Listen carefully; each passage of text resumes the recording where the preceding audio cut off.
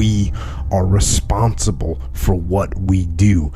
We are responsible for our lives.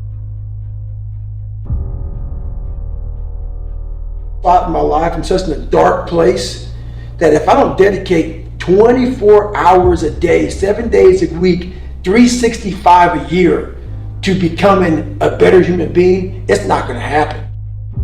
And so the people who were in my family had to realize, hey, I'm sorry that you may think I'm neglecting you right now, but if I don't fix myself, I won't be good for anybody. So yeah, I became very unbalanced for a long time.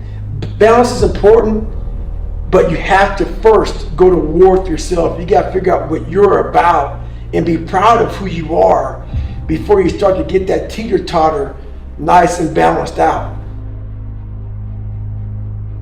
If you read my book and you see what goes on, you'll see how many mistakes I make along the way trying to find balance, trying to find peace in myself, and I fucked myself all up. I'm having relationships. I'm having, I get a girl, knocked up. She's pregnant. I'm in the worst spot of my fucking life. I don't have a real job. I'm going through SEAL training. I haven't graduated SEAL training. I'm going back to SEAL training for the third time, and now I have a girl that's pregnant. I'm all over the fucking place. I don't have, I have no money. I have nothing. And I'm establishing a life with the family, and I'm all fucked up.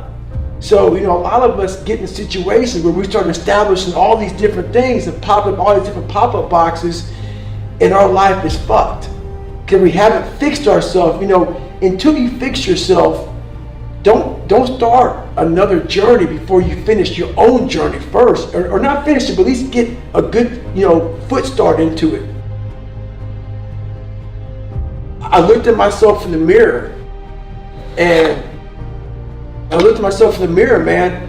I wasn't proud of who I was, and I kept on backsliding, and I made the decision.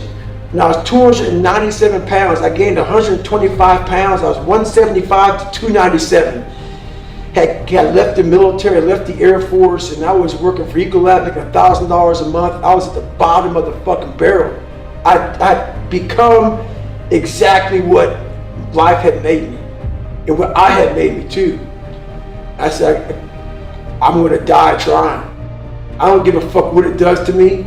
I don't give a fuck if I break myself off. I don't care if I lose legs. I don't care if I have stretch. I don't care what it is. I don't care how much pain I go through. I don't care, but this reflection in the mirror will change, or I will die trying. I will die. I will not look at this guy in the mirror anymore. I go back to that mirror every fucking night, and I usually shave my head almost every damn night. And I gotta sit there for fucking 15 minutes and look at myself in the mirror. And that reflection is telling me every fucking thing I'm not. And it starts to, some of us are allowed to go away from that. I was haunted. Every day, 24 hours a fucking day, this voice would be in my head. Hey motherfucker, you ain't shit. This is what you're gonna be the rest of your life, man. To the point I said, you know what? I'm gonna break myself off, man, trying to fix this person. So that's why it's worth it, because now sitting in front of you today, I earned the right to be broken. And people go, man, what does that mean? Every scar, every wound, every broken bone, every issue I had, even all these fucking little marks come on my body, it comes from sacrifice, trying to become someone. And I'm not saying do what I did. My life took me down a journey that almost forced me to propel myself to where I went. And it was worth it. When I was 297 pounds and I was a piece of shit and I wasn't going anywhere in life, I asked myself that question before I decided to put myself through hell. I knew for me to get to where I wanted to go, I didn't have the ability. The ability was not there. So I knew I was going to break myself off to do it. Some people are born with this great talent. I wasn't smart. I wasn't some physical specimen. I wasn't any of that stuff. So I knew for me to go through all of this shit, at the end of it was going to be a broken man.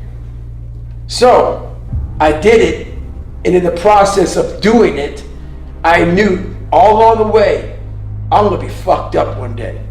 And that time came. Literally, from me being in that fight or flight mode and pushing way beyond what I thought was even possible. I kept on finding new limits as I was going on this journey. So, but in doing that, you're breaking your body down tremendously. But no one knew that every time I got to the start line of an ultra race, I was fucking broken at the start line. So I didn't go to this ultra race like, oh, I'm healthy, I'm ready to go. I went to start line of every damn race I ever did, broken. People go, hey, how come you don't post more? I post like once a week, if that, because that's not me. I'm not trying to gain some stardom or some fame or some shit. I'm out here trying to give you what I've learned in my life, and I didn't learn all that stuff, so I can't post every single day. So I don't have a lot of things to say. If I have nothing to say, I'm not gonna say something. So if I have something to say, I'm gonna bring it up to your attention. I'll say something that might resonate with you or might not. Yeah, I'm all about being authentic to who I am. I post things to the masses. If you want to hear what I have to say, here it is. This is what I'm saying. But I'm not on there seeing how Tom, Dick, and Harry are doing. I spend my time basically trying to focus on how to better myself to continue on my journey to be a better person in life. And all that time for me is wasted time. So there's no fluff in my life, man. Every second of the day is being utilized to become a better human being. I don't have an I love me wall. You walk in my house, it's like you see the decorations on the fucking wall what my fucking fiance has done. There's nothing about me. They go, why is that, man? You've done so much in your life. Man, all this shit up here is priceless. Like everything I've gone through, all this, like the journey of my life has been something that I can never ever be able to say enough about. It is who I am. Like everybody wants to be proud of themselves. When you finally become proud of yourself, you no longer give a flying fuck what it took to get there. And that's what people always say, man, look at you, man. You have all this stuff happen to your skin and your body's broken, this and that. The feeling I have in my mind is priceless. I'm an aggressive guy. Because that's what it takes to, like, if you walk into a situation, into a fight, I'm not saying be so aggressive that you're so aggressive that you're making bad moves. But if you don't have a little flame burn in you, knowing that I might get fucking hit real fucking hard, and when I get hit, I have to attack. I can't get knocked out. You have to have that mentality of, when I went to Hell Week, I knew I was gonna get broken. I had to have an internal flame in me that can never be, it couldn't be kindling. Kindling, you put a little water in the fucking kindling, that fucking shit's out. I had to be a motherfucking tree that is burning hard. It's burning for a long fucking time. And that's what I became, man. So it's not anger. Anger can't sustain you for a long period of time. Because once you get in a situation, trust me, I tried it before. When you get in a real hard situation and you're miserable, that anger is gone. What comes up is real. The real feeling of who you are and where you're at. You don't want to care about the people who made fun of you in high school or your dad beating the fuck out of you. Because now you become selfish. You're like, let's say you're in Hell Week, you're in that cold fucking water, it's 50 fucking degrees, and your balls are in your fucking mouth right now. You're sitting there thinking, oh fuck, dude, like your mind's not thinking, those fucking kids in high school bullied me. So that anger can fuel you for so long. There has to be something so deep in you that drives you. So what really does it for me is I know what we're capable of. And I know that most human beings aren't willing to go where I am. And that's a very, very dangerous thing. I'm not saying I'm better than anybody else. Everybody has this talent. It's not a talent. It's just realizing that we stop way short of our true potential. So through my life, I realize these things.